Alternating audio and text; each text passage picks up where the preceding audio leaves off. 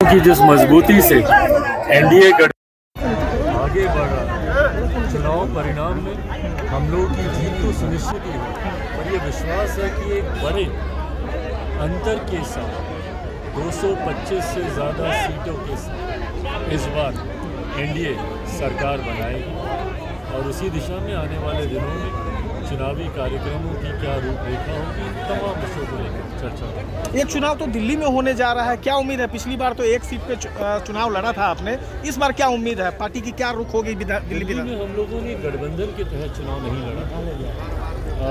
उम्मीद है कि जिस तरीके से झारखंड में हम लोगों ने गठबंधन के तहत हम लोग को एक सीट मिली और उस सीट को हम लोगों ने जीतने का काम किया।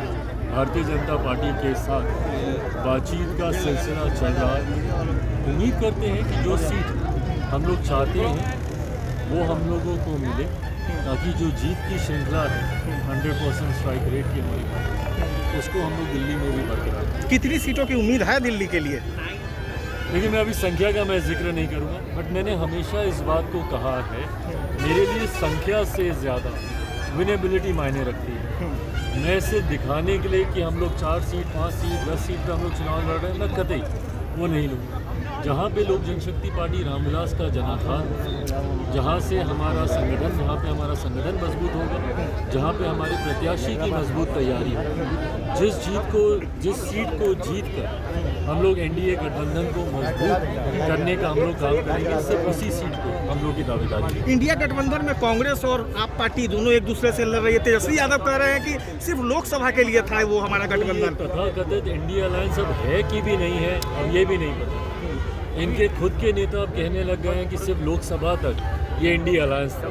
तो अब तो ये मान लिया जाए कि अब तो जो विपक्षी दलों का ये जो गठबंधन है, अब तो उसका नाम तक नहीं बचा, तो अब उसको इंडिया अलायंस कहलाना भी मुझे नहीं लगता कि उचित होगा।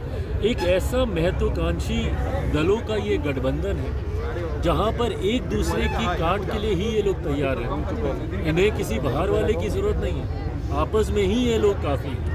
जिस तरीके से दिल्ली में कांग्रेस और आम आदमी पार्टी एक दूसरे के सामने लड़ रही है, तो वहीं उन्हीं के घटक दल, उसी गठबंधन के घटक दल अधिकांश आम आदमी पार्टी को का समर्थन वो लोग कर रहे हैं। तो ऐसे में कांग्रेस जिस तरीके से पूर्णतः अलग थलग पड़ी हुई है इस गठबंधन में, ये दर्शाता है कि कांग्रेस का नेतृत्व देश की जनता तो बहुत पहले ही नकार चुकी है, बट उनके खुद के गठबंधन के घटक दल अब उनका नेतृत्व स्वीकार करने के लिए तैयार नहीं। एक आखिरी सवाल, बीपीएससी परीक्षा और ये छात्रों का जो बवाल है, एक स्पष्टता लोग चाह रहे हैं, छात्र खास करके विरोध तो हो रहा है। आपको क्या लगता है कि परीक्षा रद्द होनी चाहिए? चिंता का विषय है, और इसको लेकर मैं, मेरी पार्टी और हमारा गठबंधन और हमारी सरकार, इसके ऊपर लगातार चिंतन और मंथन किया जा रहा है। मैं इतना ज़रूर छात्रों को विश्वास दिलाता हूं कि किसी के साथ भी कोई अन्याय नहीं हो। उनके भविष्य के लिए जो उचित और सही फैसला होगा वो सरकार जरूर। मांग परीक्षा रद्द करने की हो रही है। देखिए, उनकी मांगों का भी मैं सम्मान करता हूँ, पर क्या सिर्फ परीक्षा को रद्द करने से या पुनः सबके एग्ज़ाम कराने से क्या इस समस्या का समाधान हो सकता है? इस पर जैसा मैंने कहा, सरकार हर विकल्प अभी मंथन कर रही है। छात्रों के साथ अन्याय नहीं होगा, ये विश्वास है।